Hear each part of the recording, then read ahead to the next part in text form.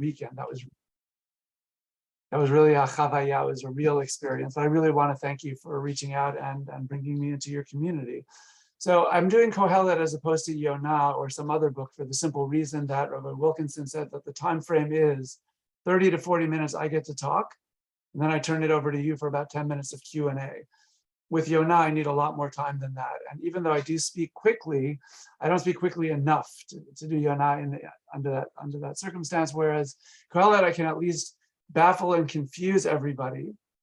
And then you got 10 minutes to try to dig yourself out, and then you can bother Rabbi Wilkinson for the rest of the holiday season. That's how these things all typically work out. So here goes. I happen to love Kohelet. It's a wonderful, wonderful book. But our sages, Chazal, really had issues with it. And later classical commentary also really had issues with it. And that's because it is remarkably different from any other biblical book. So much so that there was even discussion over whether or not they should retain it. They all thought it was sacred. That was never up for question. What was questionable was, given that it is sacred, therefore we might actually learn something from it. And we might learn things from it that are dangerous and might actually incline us toward becoming less connected to God and Torah as opposed to more. And since the goal of Torah learning is always supposed to be more rather than less, that's what the fear was. If you look at source number 1 in the source sheets that again are in the chat, if you have not previously received them, I'm even going to resend it because I don't even know how the chat works in terms of when you need to receive it. There it is again, same exact thing. All right, so voila. I'll read it in the English, but you also have the Hebrew in front of you if you want to look at it in the original. The sages wish to hide the book of Kohelet because its words are self-contradictory. So the starting point is that there was a problem with internal contradictions in the book. And indeed, there are many psukim, there are many verses that appear at least to contradict one another. Since this is God's inspired literature, the assumption is God should be able to make up his mind. And if verses contradict one another, there's something threatening about that. Yet, why did they not hide it? Okay, if there are so many contradictions, so why do they keep it? Because its beginning is religious teaching and its end is religious teaching. All right, red flag. It's much worse than you thought. What you should expect here is, why did they not hide it? Because we were able to solve the contradiction. That's the answer to the question that they raised in the first line. But they're saying something different here. What they're saying is, the beginning is kosher and the ending is kosher, and therefore the middle must be kosher. That means that there's a much bigger problem here than just internal contradictions. Their real fear is what you might think of as external contradictions, meaning the very flavor of Kohelet seems to run in the face of the other 23 biblical books. And so what saved the day here is, since the beginning is kosher and the end is kosher, therefore the middle must be kosher too. Imagine going into a wedding and being that annoying person who creeps around in the kitchen to figure out the real kashrut. And they tell you, don't worry, the salad appetizer is kosher and the dessert buffet is kosher. Therefore, you can trust the main. Okay, would you eat at that wedding? I wouldn't. I don't know about you. So it's a very strange answer that our sages are giving here, one that requires further thought. And so the goal is just to quickly outline what exactly bothered them. So for this, we turn to sources 2 and 3, where it becomes a lot more explicit. Source 2 is a verse toward the end of the book of Kohelet. O youth, enjoy yourself while you are young. Let your heart lead you to enjoyment in the days of your youth. Follow the desires of your heart and the glances of your eyes, but know well that God will call you to account for all such things.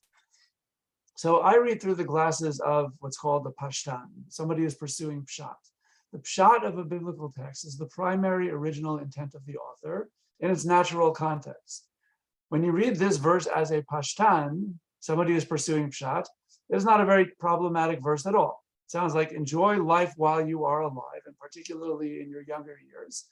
But know that you should enjoy it in a way that, that is kosher, that God will approve of, because otherwise God may judge you. Okay, and that's really it. It's not a big deal. It's not something that would ruffle any of my feathers. But if you read a verse the way that our sages of the Talmud tended to read it, they read through the lenses of atomization. When you atomize a verse, you could actually read the first part of a verse and simply ignore the second half, which is right there.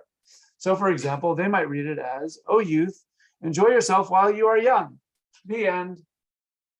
Oh no, does that mean you could do whatever you want? So you might say, calm down, read to the end of the verse. That's good for you. That means that you also care about the pshat of the pasuk.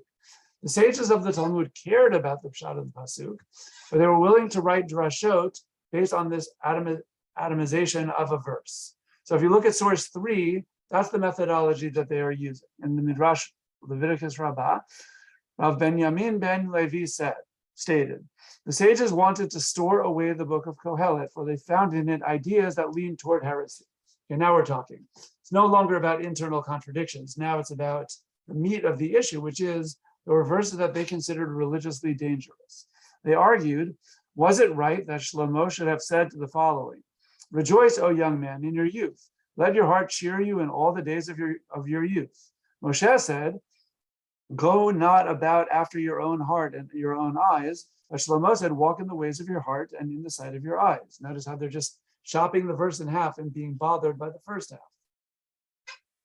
What then? Is all restraint to be removed? Is there neither justice nor judge? When, however, he said, but know thou, that for all these things God will bring you into judgment, they admitted that Shlomo had spoken well. Oh, thank God they finally got to the second half of the verse. And in the second half of the verse, they realized everything is totally fine. So for somebody who reads as a Pashtan, that was never a question. You just read the verse and it's fine.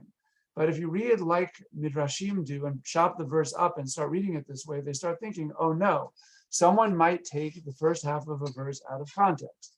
The truth of the matter is, you could take entire verses in Kohelet out of context and likewise might reach a similar conclusion. You need to read the whole book in its context to understand what it's really about. Okay, so the good news is the sages decided after some deliberation to keep Kohelet in Tanakh. I'm all in favor of that decision because we need Kohelet. So once you have that, you realize that the later commentaries are stuck. Now it's in Tanakh, there's no more excuse. You need to interpret the book.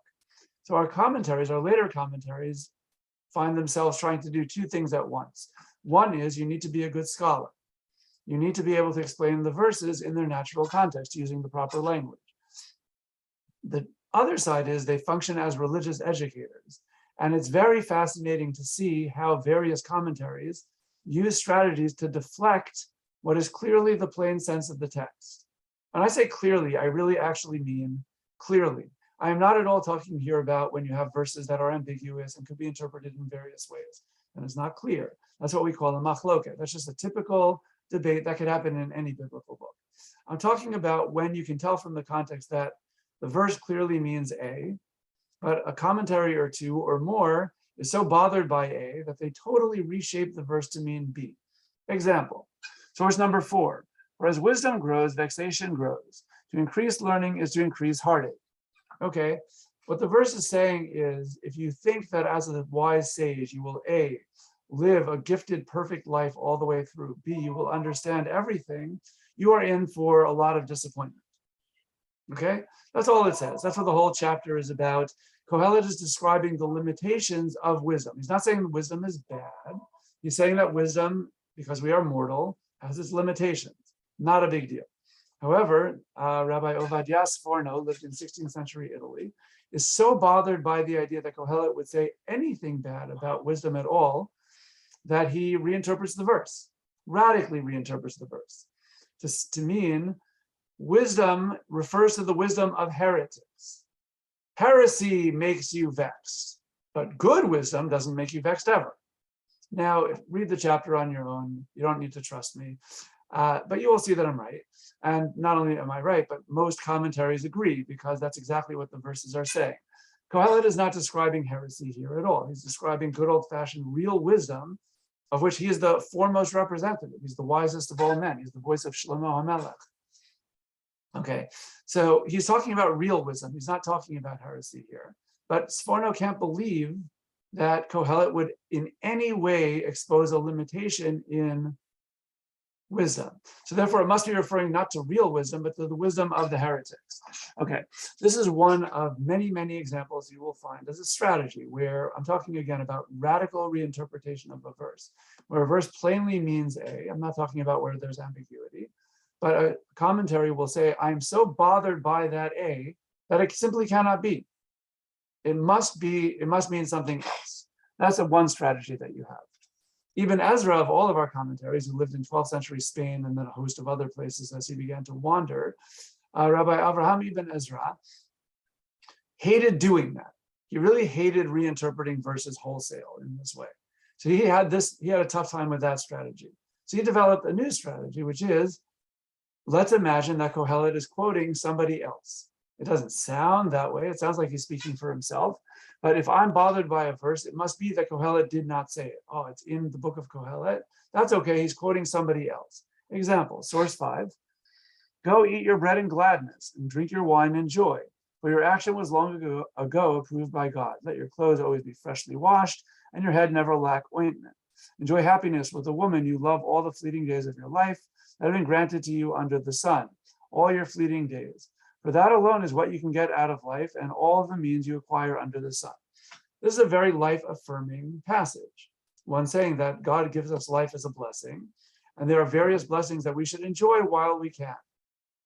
Okay, that sounds good to me. And there are many, many other verses that sound just like these. But Ibn Ezra doesn't like that. He can't believe that all to life is enjoy life as a blessing while you can. So in source 6, he shrugs it off. This is the folly that people say in their hearts. He simply creates an implied speaker. There is no implied speaker in the verses. Kohelet is speaking the whole time. I'm not cheating you out here by omitting one verse beforehand where he says, here's what fools say, because that would be cheating on my part. I'm not cheating. You could look it up and prove that. All it says is, Kohelet is speaking and telling us to enjoy life as a blessing while we can. Ibn Ezra doesn't like that. He thinks that there should be more meaning to life than just this. And as a result, he says, this is what fools say. So that's strategy B. Say that there are different speakers in Kohelet, and so any verse that you don't like or bothers you for any reason belongs to a different voice that Kohelet must be quoting. And this approach continues to find favor in the eyes of some traditional commentaries to this very day. Okay, it's not just Ibn Ezra. This is a common strategy that is used also. Now, getting over to internal contradictions, there also are many internal contradictions in Kohelet. So Ibn Ezra is bothered by this. He tends to write very briefly, not on chapter 7, verse 3. I gave you only a tiny excerpt, but boy, does he go long over there. If you want to see his whole battery of strategies, look him up. So source 7. One sees in Solomon's words in this book difficult matters. In many places, he says one thing and then it's opposite. For this reason, our sages said that the sages wanted to hide Kohelet because its words contradict themselves. It is known that the greatest lightweight among the wise would not compose a book and contradict himself in that book. It cannot be that Kohelet contradicts himself, and therefore he devises a whole series of strategies. That's the long part that I dotted out, but you can read it all on your own, where here's how you can harmonize various verses in Kohelet. So in fact, there are no contradictions at all. Sometimes these resolutions work really well. They're incredibly persuasive. Other times it sounds a little forced, but again, each reader, you could decide for yourself what you find forced and what you find good. But there's another way of thinking about it, which is, well, so let's say Ibn Ezra is right, and let's say you can actually harmonize every single verse in Kohelet. You still have to ask a different question, which is, all right, why are there so many contradictions? Why did Kohelet put in so many contradictions that you and I as interpreters have to go and fix all of them? Here's a good idea. Just say it straight the first time and don't contradict yourself and don't force all the interpreters to struggle for thousands of years to fix them. So perhaps maybe something else is going on. So to summarize 3 strategies that I don't like to use when I learn Kohelet. One is radical interpretation. You have to try to understand Kohelet on his own terms. Second one is to impose implied speakers, to say if I don't like a verse, or for that matter, if it contradicts another verse, he must be quoting somebody else. Unless Kohelet says that he's quoting somebody else, we should assume he's speaking for himself. And third, to impose a battery of solutions to harmonize all of the contradictions may work some of the time, but it's difficult to systematically do that. It's better to ask, why are there so many contradictions in the first place? So in order to do that, we need to work from the text outward. Rabbi Joseph Soloveitchik, who is really one of the great thinkers, Jewish thinkers of the 20th century, he taught at Yeshiva University in New York City for many years. Source number 8. Judaism has never accepted the two-value Aristotelian logic, which, in its principle of contradiction and the excluded middle, states that if A contradicts B, then only one of them is right and the other is wrong. The thing is either B or A, to the exclusion of either being both together or being neither A nor B. Judaism has ignored this principle and has quite often acted as if both A and B are right, in spite of their mutual exclusiveness. Even in the halachic realm, Judaism believes that there is a possibility for a contradiction in the objects without negating either of them. Jewish philosophy and the metaphysic of man can only be understood if the dialectical principle is adopted as the point of departure. In more plain English, what it means is that Tanakh doesn't worry about contradictions the way that Aristotle did. Ibn Ezra is imposing Aristotelian logic onto Kohelet. He is very influenced by Aristotle and assumes that any good philosopher would never contradict himself. Whereas Rabbi Soloveitchik, who is no slouch in the philosophy department either, says no, Jewish philosophy doesn't work with the same axioms as Aristotelian philosophy. And therefore, if Kohelet, he's not talking about Kohelet in particular, but if Kohelet contradicts himself, maybe this is simply a Jewish way of thinking rather than a Greek way of thinking. Okay, so with that all said, here are a few principles that will help you get through the rest of Kohelet on your own, or in those 10 minutes where you're going to bombard me with questions at the end of this. So the first thing is, Ma nishtana Kohelet. You have to ask, why is Kohelet so different that everybody is having so many concerns and fears about the book? And the answer is that it sounds like, sorry to say, you and I could have written it. We would not have done as good a job. Any one of us could have written a book like Kohelet for the simple reason that it is purely human wisdom.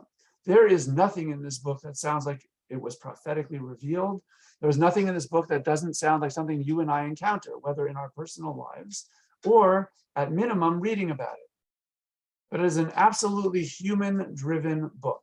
There's nothing divinely on high or privileged knowledge in Kohelet. Rabbi Shimon ben Manasseh in source number 9 in the Tosefta took this point to its extreme. Rabbi Shimon ben Manasseh says, the Song of Songs defiles the hands, meaning it's part of the sacred canon, because it was composed with divine inspiration. Kohelet does not defile the hands because it is only Solomon's wisdom. Now, tradition takes for granted that Kohelet also is divinely inspired, but the premise of Rabbi Shimon ben Manasseh literally is correct. You read it cover to cover and you will see it is written from an absolutely human perspective. So much so that one of the great Tanaim, Rabbi Shimon ben Manasseh, was willing to say this book is not even divinely inspired at all. There's a term that appears time and again in Kohelet, under the sun, or tachat hashemesh, right?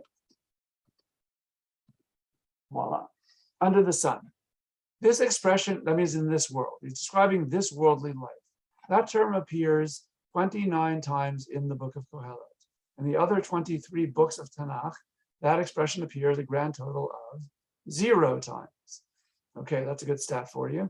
What it's saying is that, okay, Kohelet is driven entirely by this worldly meaning, whereas other books, they care about that too, but they very often have a prophetic dimension that transcends this world. Kohelet does not. It's very important to be aware that this is why Kohelet is so different. Hold on, I'm skipping a page. So let's go back to this. Okay, here's another fact. The term Adam, or man, appears 49 times in Kohelet. 48 of those 49 times it means people, like humankind, men and women. One time it actually refers to men folk as opposed to women folk. But it's all about people. Here's what doesn't appear in Kohelet. Anything about Jews, the historical destiny of the people of Israel, the covenantal relationship between God and Israel. There's nothing about the Torah. It's not about us. It's about universal human wisdom. Here's another good one. The name, God's personal name, Yud, then He, then Vav, then He, the Shem Havaya, appears a grand total of 0 times in this book. Whereas Elohim, a much more generic name of God that refers to the God of the creation and everybody's God, appears 40 times, 40. So once again, we're dealing with a universal human outlook where it's not specific to the Jews. It's any God-fearing person encounters this, and any God-fearing person who wishes to have a relationship with God, who happens to be a human being, will encounter all of these truths as reality. So there's a Bible scholar, an academic scholar who writes about Kohelet and other books. He's one of my favorite academics on Kohelet. His name is Michael V. Fox. There was an actor when I was a kid, Michael J. Fox, who was very important. So it's not him. It's a different person who's a Bible scholar, a very good one at that, different middle initial. Although if you like the game Scrabble, I don't know what it's like in London. V and J are both good letters to have in your hand. But in the meantime, so that all being said, Michael V. Fox distinguishes between another book of biblical wisdom called Mishlei, or the book of Proverbs, and Kohelet. If you ask the sage behind Mishlei, so how do you know the things that you are writing about in this book? He would answer without blinking, this is my received wisdom. My teachers taught me this. That's what Mishlei represents. Mishlei is received wisdom of Jewish tradition. If you ask Kohelet, how do you know the things that you know? He would say, I have two sources. I have the received wisdom of my teachers, and I have what my eyes see. And Kohelet is about the clashes between what we learn about in our traditional wisdom and what we see with our own eyes. Easiest example, and one that drives poor Kohelet crazy, is unfairness in this world. Okay, that's the one big problem that our tradition created, right? This is an age-old problem that goes back to Tanakh itself. If God is all the omnis, right? God supervises our actions, is all-knowing, all good, all powerful. There's no competing forces with him. And he promises that good things will happen to good people and bad things will happen to bad people. I don't know what the equivalent, I don't know if you're baseball people. I would say as a baseball person, God needs to bat 1,000. He needs to do everything 100% to qualify as God. If there are any exceptions, you have a problem. Okay, so other biblical books say received wisdom tells you, like Tehillim and Mishlei, received wisdom on this issue. Okay, we know that there is unfairness. So received wisdom tells you that unfairness is frustrating but temporary. If you see a wicked person thriving, don't worry, God will smite him one of these days anyway and he'll lose everything. If you see a righteous person suffering, don't worry, that will quickly get undone and he will be redeemed. Kohelet says, well, that's not always true. And it doesn't justify the suffering of the righteous now or the prosperity of the wicked now. So I'm still fed up with all of this. Now, received wisdom doesn't do it for me because of what my own eyes see. So Kohelet challenges a very basic premise of biblical wisdom precisely through his wisdom. That's why there are so many contradictions in this book. As human life is complicated and often self-contradictory, and because he's constantly facing the clash between received wisdom and what he sees with his own eyes as a wise man. He also, because he is restrained by a purely human perspective, he doesn't have answers that transcend himself the way that books of prophecy would. If you look at source number 11, for example. Well, let's look at 10 first because 10 comes before 11. So here you go, 10. Keep your mouth from being rash and let not your throat be quick to bring forth speech before God. For God is in heaven and you are on earth. That is why your words should be few. It's a very humbling attitude. Since Elohim is so far away, what are you going to do? God is huge and we're puny. There's no point in disputing God or protesting God. I always picture that if Kohelet would walk into Eov's living room with those other so-called friends, Kohelet would say to Eov, look, I'm with you. The suffering is awful and terribly unfair and it keeps me up at night also. But who do you think you are to start tantruming at God? That's inappropriate. Not because you're wrong, but it's just your tone. That's Kohelet's perspective. It's very distanced. Eov, living in that moment, is confronting Yud-Kei Vav-Kei. He's confronting God, or the Lord. He's confronting the personal God. Kohelet is talking about God. He doesn't pray. He's simply saying, don't pray to God rashly or don't speak to God rashly because you will simply run yourself into trouble. How about oppression? There's always oppression. I further observed in source 11, all the oppression that goes on under the sun. The tears of the oppressed with none to comfort them, the power of their oppressors with none to comfort them. And then I counted those who died long since more fortunate than those who are still living. And happier than either are those who have not yet come into being and have never witnessed the miseries that go on under the sun. In other words, there's always oppression and it stinks. Okay, that's basically true. But if you were to ask different biblical figures about the same phenomenon of human suffering, they wouldn't answer this way. They wouldn't just say, this is frustrating. Avraham Avinu would turn to God and say, God, how could you do this? How could you allow these righteous people to suffer? Yeshayahu or other Nevi'im might turn to the wicked oppressors and say, how dare you oppress? Who do you think you are? Mashiach will never come until you stop doing this. There are other responses to oppression besides complaining about it. But Kohelet, writing from a purely non-transcendent human perspective, complains about it. He says, look, there's always oppression. That's just the way that it is, and it's terrible. Okay, it's terrible. But this is where you see why Kohelet is different. When you're writing from a purely human point of view, there's nothing that enables you to transcend your reality. Human reality has many difficulties. Everybody's going to die. They're all going to lose whatever they had. There's going to be oppression in the world, whether or not you personally are oppressed, but the world is not redeemed. And that's simply the cycle of life. Likewise, there will always be unfairness, and that's source number 12. Here's a frustration that occurs in the world. Sometimes an upright man is requited according to the conduct of the scoundrel. Sometimes the scoundrel is requited according to the conduct of the upright. I say all that is frustration.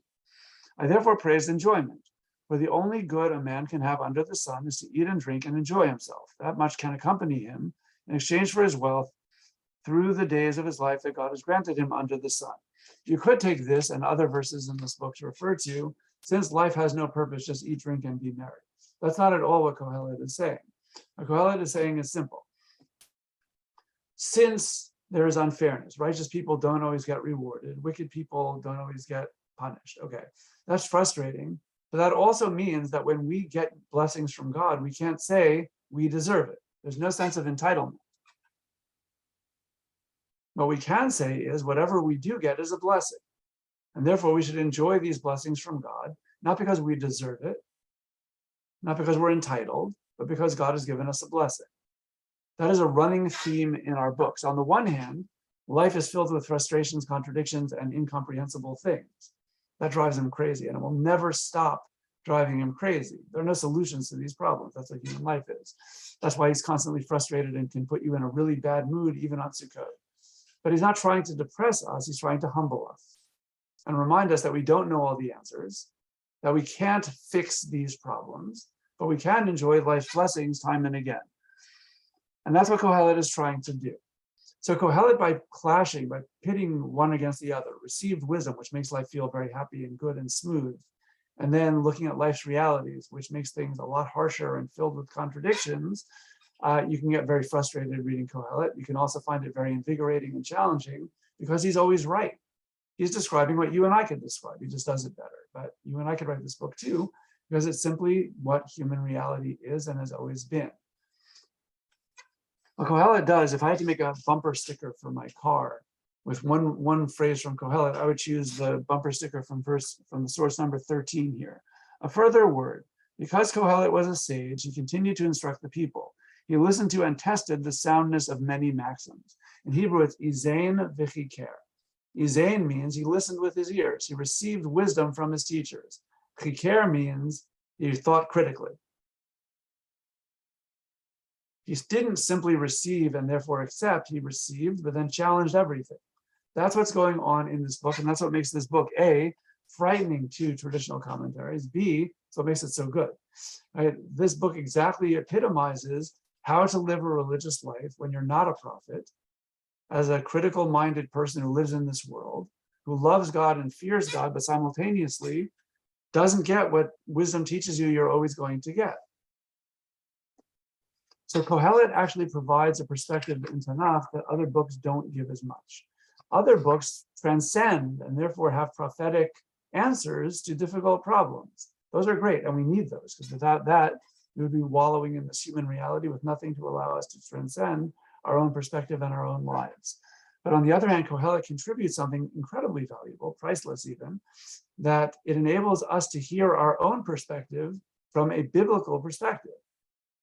Otherwise, we would feel a lot more alienated from prophetic books when life doesn't look like what they're describing. And that's what I think source number 14 is saying. It's a truly radical source, but hey, our sages say it, which is very handy for us. We can read it and appreciate what they are doing. He pondered the words, it's the last source in your source sheet, source 14.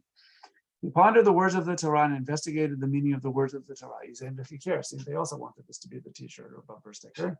It's great. He made handles to the Torah. So they're making a drasha on the word izain. Izain means that he listened to wisdom, but oznayim can refer to handles. He made handles to the Torah. Said Rabbi Nachman, imagine a large palace with many doors, so that whoever entered could not find his way back to the door, till one clever person came and took a coil of string and hung it up on the way to the door, that all went in and out by means of the coil. This is what you and I call an exit sign. okay? That there was some labyrinthine palace, nobody knew how to get out of there until some genius invented an exit sign. Okay, that's the parable. So till Solomon arose, no one was able to understand properly the words of the Torah. But as soon as Solomon arose, all began to comprehend the Torah. This is a wild statement. What, Yoshua ben Nun didn't understand the Torah. David HaMelech didn't understand the Torah. There were great Shmuel HaNavi. We've had some great figures prior to Shlomo. How could they not understand the Torah? The answer is, of course, they did. I think this Midrash is doing something different, which is Kohelet understood that prophecy is what our whole religion is based upon. We are a revealed religion. Revelation of the Torah, the prophets, divine inspiration, that lies at the heart and soul of who we are as Jews. And that's good. Our whole basis of our covenant with God is based on this prophetic revelation. That's the good news. The bad news is, let's say you're not a prophet, which happens to apply at least to me, and possibly, I don't want to speak for you, possibly to some of you as well. If you're not a prophet, you're reading prophecy and you might take it in and be dazzled by it and inspired and be elevated. That's the good side of prophecy. The bad side is it's alienating to people who are not prophets. And Kohelet felt that gap, or Shlomo felt that gap. And so he composed two books that address that gap. One is, God commands us in the Shema to love God. That sounds truly noble. How do you go about doing that? So the prophets are intoxicated with God. That's good. How about those of us who are not prophets? So Shir HaShirim talks about the love between a man and a woman. That's something that regular people can understand. Okay, well, if you could understand a man and a woman loving one another, you could project that onto the relationship between God and righteous people. And that's something we can do. That's called making handles for the Torah. Or if wisdom and prophecy are promising us all these rewards for keeping the Torah and all these punishments for violating the Torah, and we look around with our own eyes and we see oppression, we see unfairness, we see so many paradoxes that don't match those promises, we can lose faith or just feel very alienated at the very least. Along comes Kohelet and says, okay, here's a book written from an absolutely entirely human perspective, just like ours. And I can show you how to fear God and keep the Torah with those challenges and contradictions. Well, that is a very important contribution to Tanakh. And had Chazal banned it, had they decided it does not belong, we would have lost the human perspective from Tanakh almost entirely. So one other parable, and then I'll turn it over to you. Rabbi Yosef said, imagine a big basket full of produce without any handle, so that it could not be lifted. So one clever man came and made handles to it. Then it began to be carried by the handles. So till Solomon arose, no one could properly understand the words of the Torah. When Solomon arose, all began to comprehend the Torah. Same point, this time with the basket. Handles make it a lot easier to lift. Great, same analogy. This is a radical statement, but one that I think helps me appreciate why Shir HaShirim in the area of divine human love and Kohelet in the arena of wisdom are necessary for religious thinking people to have in Tanakh when they're not prophets. And that's the contribution of Kohelet. You need the other 23 books because if you only had Kohelet, life would be very depressing and filled with frustration and contradictions. We need to be able to transcend ourselves, and Kohelet doesn't allow that to happen. There's no Mashiach in Kohelet. There's no better world in Kohelet. It's a world with cycles of oppression, and it's always like that and always will be like that. You need the prophets to spur us to action. Tell us it doesn't have to look this way. We can make a difference. You need God to be able to reach out from Mount Sinai and tell us, I'm the Lord your God. I want a relationship with you. That's something that could happen only with God's personal name, Yod He Vav He, not with Elohim. You need the other prophetic books and the Torah itself to give us that revelation. But Kohelet helps fill a certain gap in Tanakh that otherwise we would be left flailing, trying to relate to prophecy without being prophets. So thank God Tanakh is a tapestry rather than one big book. It enables us to hear different perspectives on how to become a righteous Jew, and in the case of Kohelet, a righteous person. On that happy note, I'm pleased to turn it over to you for questions, comments, follow-up, because there's so much more, obviously, that we did not discuss. This with the overview version of things. I think Ian's got his mic off. Ian? Yeah. If I can be heard. Yeah, go for it. Yeah, right. We know that writings change time to time. It's usually addressed the rest of the information of the people are understanding.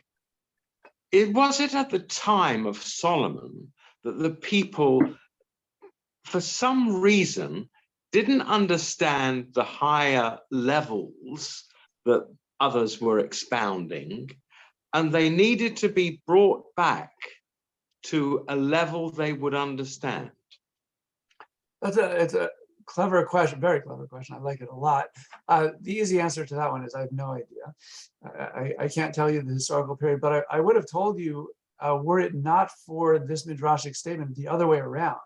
If you read the biblical narratives about King Solomon's reign, this was one of our, not one of our, it was like the golden age. I mean, you had it all. You have a very righteous and wise king. You have military power, so enemies were leaving us alone. They built the temple. As far as I can tell from the book of Kings, the nation was incredibly righteous at that time. Of all periods in our history, it's not a period of crisis. It's a period of great religious renaissance, commitment, growth, and feeling God's presence in our midst. So I want to give further thought to your question. I'm going to jot it down. Not to answer your question, I can't answer your question, but I think it's actually fabulous. I never thought about it from that perspective, that of all times and all people, who's writing these particularly human books, it's the wisest of all men writing at the golden age of Israel, where things were at their religious heyday and political heyday for that matter.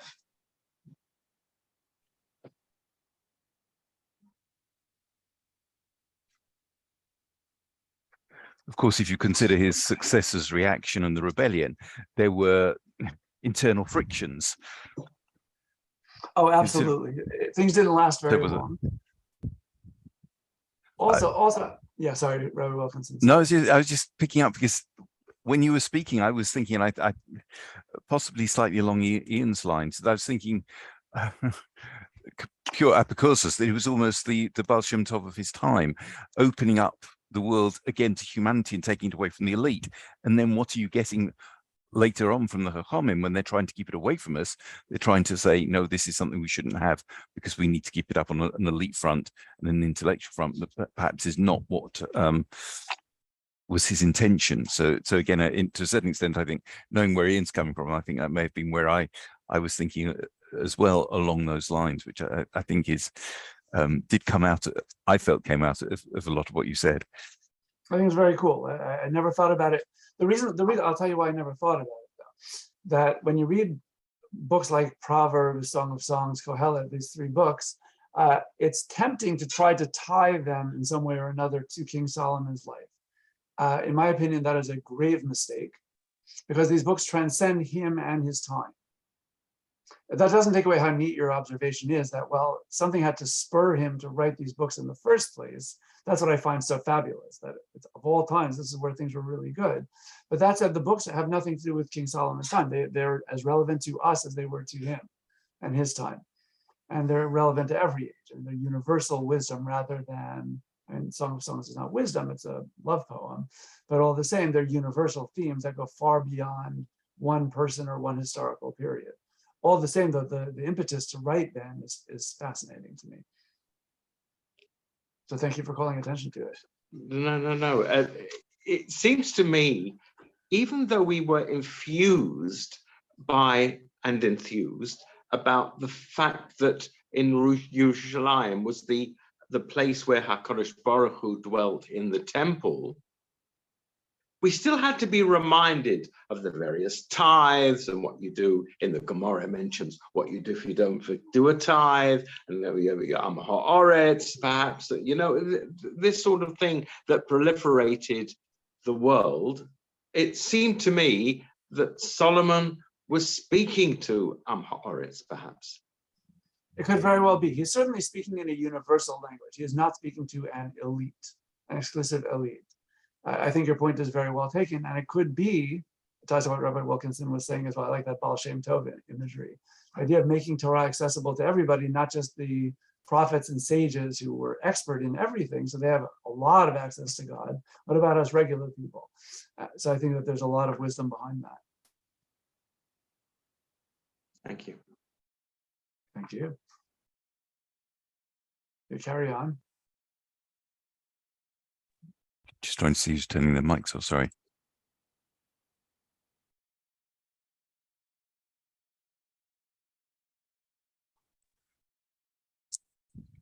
Do you think these comments really explain why Kohelet is not studied to the extent that the other Svarim are studied? Really has been, to a certain extent, isolated. As you yourself said, you could speak for hours on Yonah.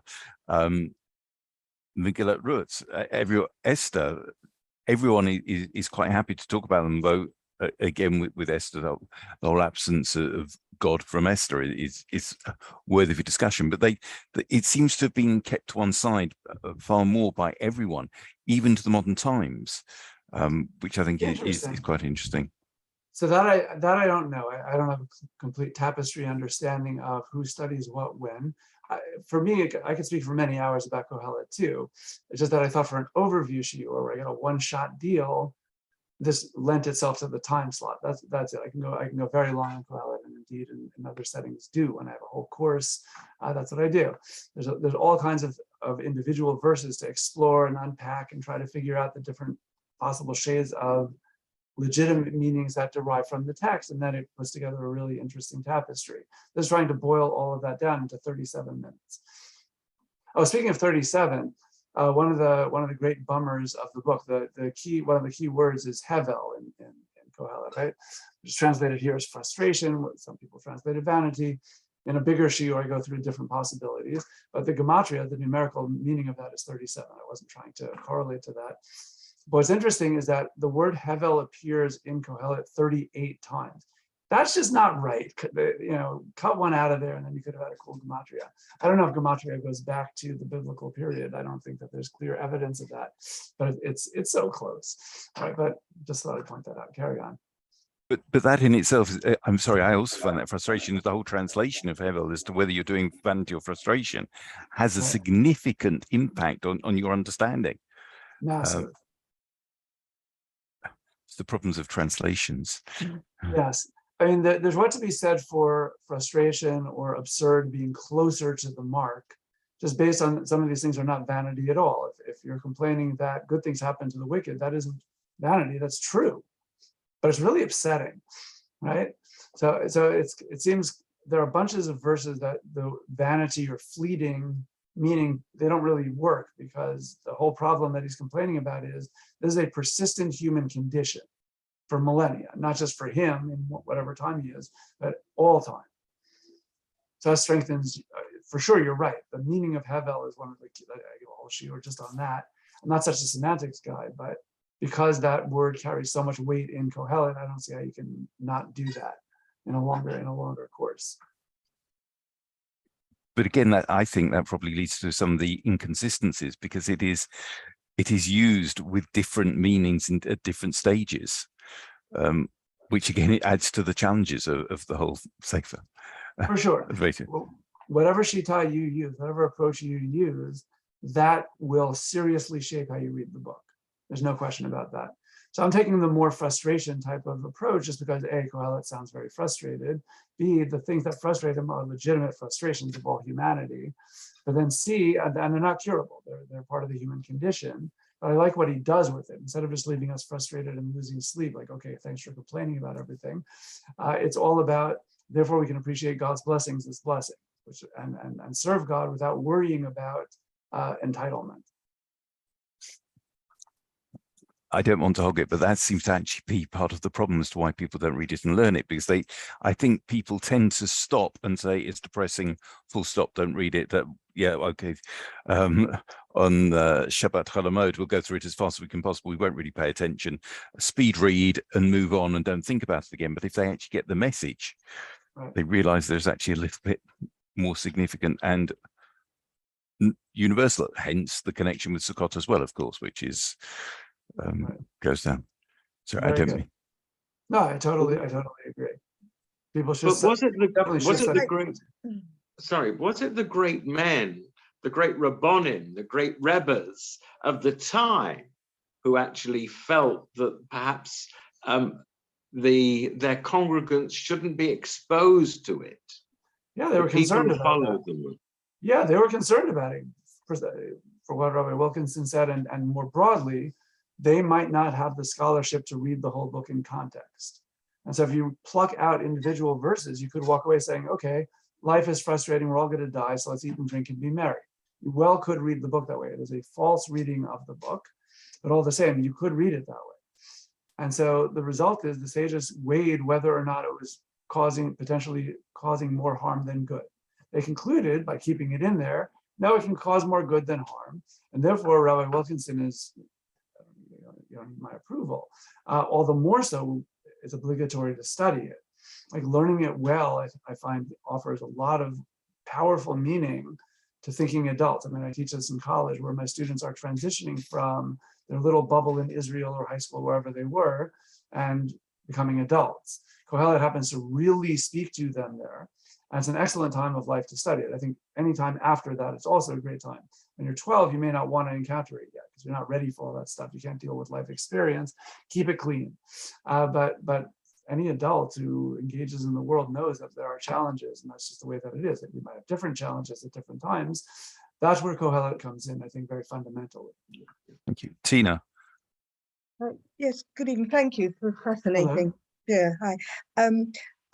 I just want to say I have never understood why there was a problem with Kohelet, because to me it seems to be the most beautifully devised argument that leads to a very natural and meaningful conclusion. And I don't understand why anyone ever had a problem with it, because it's very clear that it's saying that, I mean, I once learned that the meaning was sort of like ethereal as opposed to vanity or futile or frustration, that everything is just something you can't really grasp, you can't really get hold of, other than the truth of Hashem, which is what is real in life. And so I've never understood, because you could take almost anything, anything from Tanakh, and if you only wrote a bit of it, take it out of context. So I don't know why Kohelet in particular has always had that problem. So I mean, look, bless you. I'm glad you have such a clear head about Kohelet. Not everybody does, right? Not everybody does. Kohelet certainly lends itself to confusion, contradiction, and frustration in a way that, say, Yeshayahu does not, or that the Torah does not. The Torah, all kinds of good questions to ask over there, but it's not the same thing. Here, Kohelet comes in with his fists flying, hits you over the head, undermines any human confidence or pretense of confidence you might have. And you realize every single time he's right. Now, you're correct in saying, okay, but that opens up a much more transcendent, robust, honest religious life. That's the thesis of the shiur. Exactly what you are saying. But it's possible to just get frustrated at the first part and say, whoa, this is terrible. And either I will read it, but then jump ship, or at least this will weaken my faith, or I'll stop reading it, what Rabbi Wilkinson said. Let's go read something that feels better. Judaism never pretended to be a feel-good religion, right? It addresses the totality of life and our engagement with God and with each other and with society. That I think is just grand, but that opens frustrations, which you and I can handle very well, obviously, but not everybody can. I understand the fears that our sages had in decontextualizing the book, even though I don't agree with the decontextualization. Reading it in context should yield something similar to what you just said. So I agree with you.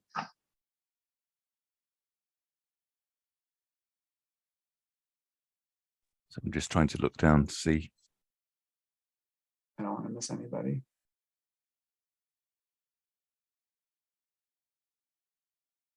I don't see anyone else. I'm sure there are going to be lots of questions afterwards. I know that I'm going to have lots of questions afterwards. So hopefully we will have an ongoing communication. I just want to thank you again for sparing time in your busy schedule, and back during term time, it's even busier than I appreciated. So thank you so much for joining us. Thank you so much for giving us a lot to think about, and certainly to reflect on over the next few weeks leading up to when we are actually going to be speed reading Kohelet, hopefully not with the same speed, but with a lot more understanding and appreciation. And I wish you well. I wish you every success in your work and your writing. And certainly, I appreciate it. It's made me think about things a lot more, which is always encouraging. And thank you again for sparing your time with us. And we wish you all the best for the new year. It seems very early to be thinking about that, but beginning of Not Elul, sure. well, but it's true. Beginning of Elul, it just seems a funny time. But we much appreciated and wish you and your family, Father, good health and a very good new year, and continue teaching Torah to us and to the community. Thank you very much again. Thank you so much for having me in your community, and Shana Tova. Thank you again. Shana for Tova. everything. Siva Tova. Keep well. Thank you.